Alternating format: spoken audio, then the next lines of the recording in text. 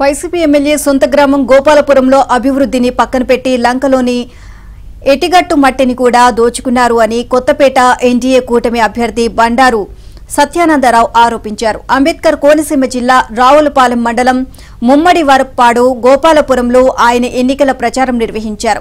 బండారు సత్యానందరావుకు స్థానిక మహిళలు హారతులు పట్టి ఘన స్వాగతం పలికారు. అలాగే తమలపాకులతో తయారు చేసిన భారీ గజమాలతో ఆయన్ను సన్మానించారు. సైకిల్ గుర్తుపై ఓటు వేసి అమలాపురం ఉమ్మడి ఎంపీ అభ్యర్థిగా పోటీ చేస్తున్న గంటి హరీష్ మాధుర్ని కొత్తపేట ఎమ్మెల్యేగా తనను గెలిపించాలి అని బండారు సత్యానందరావు కోరారు.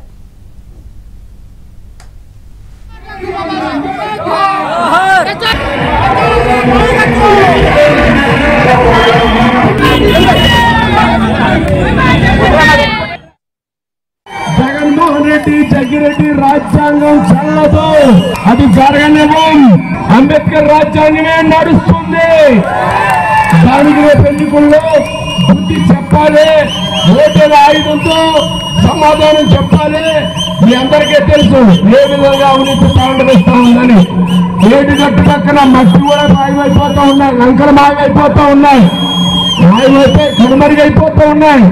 వాటి స్థానంలో లంకల్లో విలాసవంతమైన గెస్ట్ హౌస్లు వస్తున్నాయి తప్ప ప్రజల కొనుగోలు ఏమి జరగట్లేదు. ఇవన్నీ ప్రజలు చూస్తూనే ఉన్నారు. దానికి సమాధానం రేపు ఎన్డీఏ అభ్యర్థులు గెలిపించాలి.